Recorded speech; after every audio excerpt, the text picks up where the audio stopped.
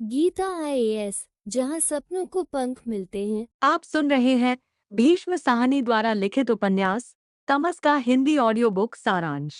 नमस्कार दोस्तों। कल्पना कीजिए, वह अंधेरा, वह घना काला अंधेरा जो सिर्फ रात का नहीं बल्कि इंसानियत के अंदर छिपा हुआ तमस है। भीष्म साहनी जी का उपन्यास तमस हमें उसी अंधेरे की गहराइयों में ले जाता है। ये कहानी सिर्फ 5 दिनों की है, लेकिन उन 5 दिनों में पूरा एक युग समा गया है।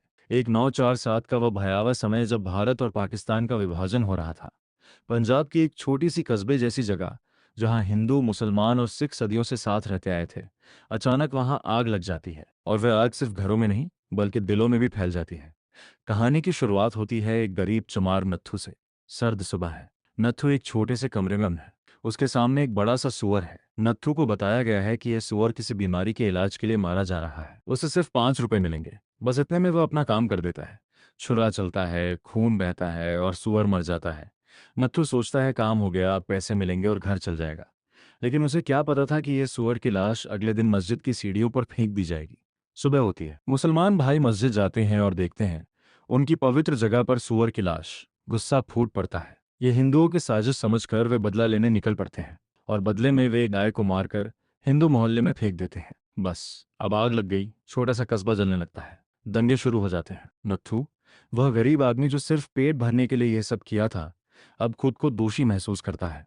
उसका मन चीखता है, मैंने क्या कर दिया? लेकिन अब बहुत देर हो चुकी है। सड़कों पर लाशें बिछने लगती हैं, दुकानें लूटी जाती हैं, घर जलाए जाते हैं, औरतों के साथ अमानवीयता होती है, बच्चे माँ बाप से बिछड़ जाते हैं। उपन्यास में कई पात्र हैं जो इस तमस को अलग अलग रंग देते हैं। मुराद अली, एक चालाक सांप्रदायिक आदमी जो अंग्रेजों की गोद में बैठा है।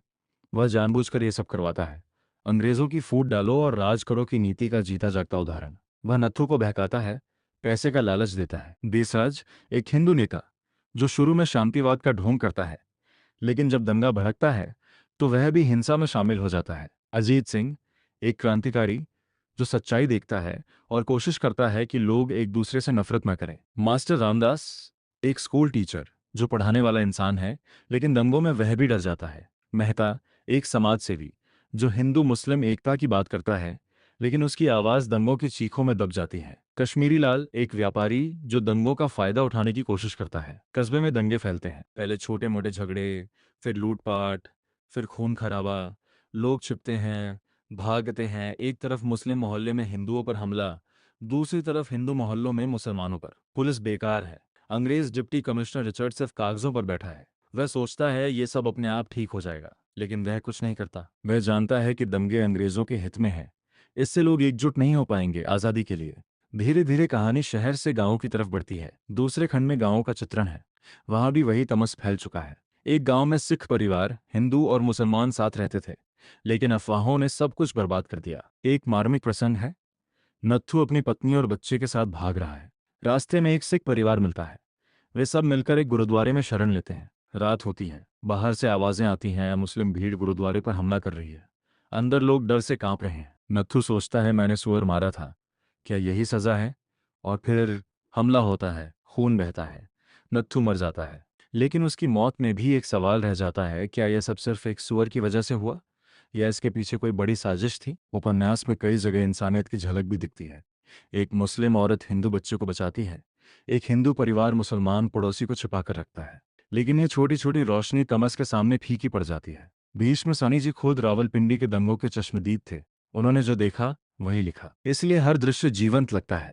सड़कों पर लाशों के ढेर, जलते घर, चीखते बच्चे, लुटते सामान, सब कुछ इतना वास्तविक कि पढ़ते पढ़ते आंखें नम हो जाती हैं। उपन्यास का अंत बहुत मार्मिक है।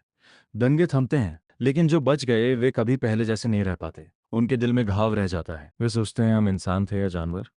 क्या धर्म के नाम पर इतना खून बहाना जरूरी था?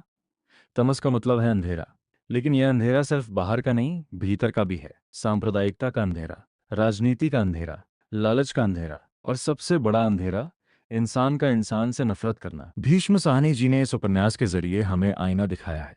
कहा है कि अगर हम सावधान नहीं हुए तो ये तमस फिर कभी भी लौट सकता है। दोस्तों, ये कहानी सिर्फ एक 947 की नहीं है, यह आज की भी है। जब भी कोई अफवाह फैलती है, जब भी कोई नेता धर्म के नाम पर नफरत फैलाता है, जब भी हम अपने पड़ोसी को दूसरा समझने लगते हैं, तब तमस फिर जन्म लेता है। तो आइए इस अंधेरे से लड़ने की कसम खाएं, रोशनी फैलाएं, क्योंकि इंसानियत ही असली धर्म है। इसी तरह दिल को छू लेने वाली किताबों के जरिए हमसे जुड़े रहने के लिए हमारे चैनल को सब्सक्राइब करें और इन पुस्तकों को अपनी आत्मा में उतरने दीजिए। धन्यवाद।